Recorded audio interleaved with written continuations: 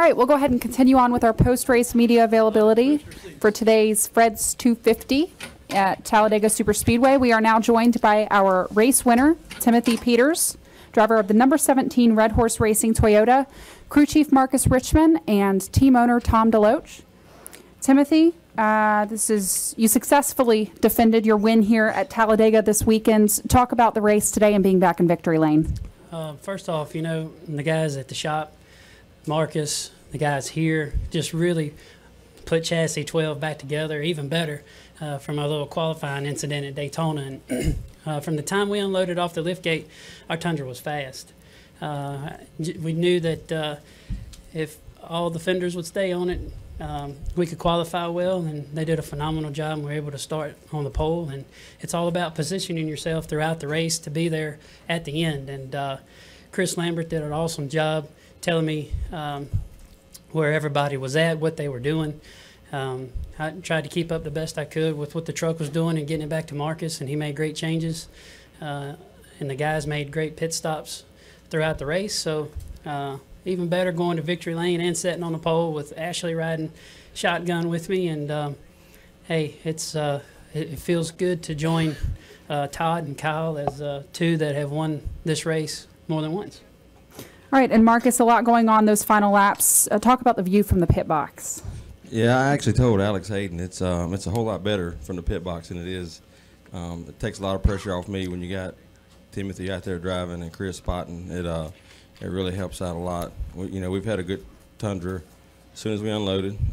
Was really excited to sit on the pole because that shows how much hard work and effort from the shop. And just like to thank Tom DeLoach for the opportunity and Timothy for doing an awesome job. And Tom, this team has been on a bit of an upswing lately. Talk about their momentum heading into the future, but also the win here today. Yes, good Lord's been very good to us. Recently, we seem to have got all the pieces clicking. We had one or two of the pieces working right, but never got them all going at the same time. Now the Triad engines are really kicking out some horsepower. The guys in the fab shop are turning out a fantastic body. Mark is putting a fantastic setup on, and our driver's doing a pretty good job. So with that, we're really kind of moving forward with all the pieces. It takes everything together working, and we finally have gotten there. Too bad it didn't start in Daytona. All right, we'll go ahead and open it up to questions. Please state your name and affiliation. We'll start with Reed. Reed Spencer with NASCAR Wire Service. Congratulations. Tim, were you at all surprised that that Brandon picked the low lane instead of picking in front of his teammate? And were you surprised also that Spencer gave you such a good push to get you out front there? Not really.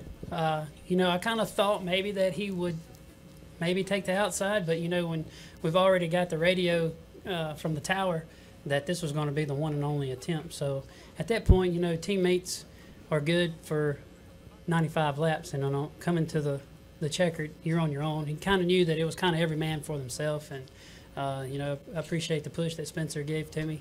Glad he's okay after that wreck on the backside, but we got a good restart there. But the 4 was pushing a 33 from the get-go, and the push that Spencer gave me was a little delayed, but it was enough to get us both in front of the 33. Additional questions? We'll go back to Matt and then to Stan. Matt Weaver, PopularSpeed.com.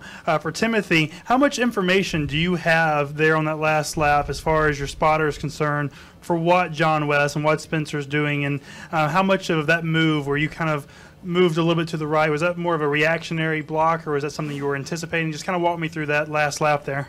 Well, Chris Lambert does a great job spotting, and like I said, the 23 gave me a great push. We got out there, but he said don't get out too far. And the 05 has been a really good truck all weekend as well, and he was pushing the 23. So I went high to block, but I guess, they were pushing as much as they could within reason of the rule. And unfortunately, the 23 went spinning. So Chris Lambert was system overload all day long. He's always great for me everywhere we go, but here he's always great. Just letting me know who's in the lane with me, how far the gap is in the trucks in front of me. If I was leading, how far they're gapped from me. The outside line, how many good trucks were, all of them are good trucks, but the ones that had been fast all weekend, how many of them were in the outside line, how tight they were together. So he did a great job. And then Stan, final question to Bob.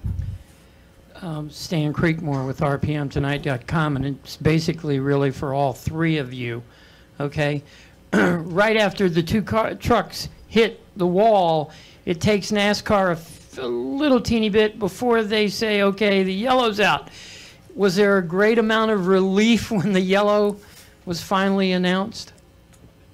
A little bit, but right before we went back green initially, I radioed back to Marcus and said where we at on our fuel, and obviously with the banking, you know, we have a flapper inside of our fuel cell and making sure we keep our box full, as we call it. So it was still intense, and I wasn't going to celebrate until I saw the checker flag and the truck was completely across the line.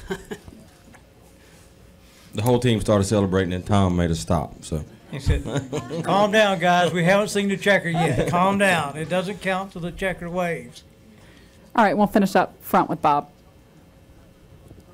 Bob Hocker, CSPN. Timothy, what do you think of the one green-white checkered rule when it was announced? Do you have the same opinion now? And did it make it easier to kind of gauge how things might go as far as fuel, knowing you only had one, you maybe didn't have to save or didn't have to worry about a second or a third? I look as the one attempt is no different than the three. Everybody's going to get super aggressive, and so you don't wish for a caution by any means because you want to keep the competitors' safety top priority.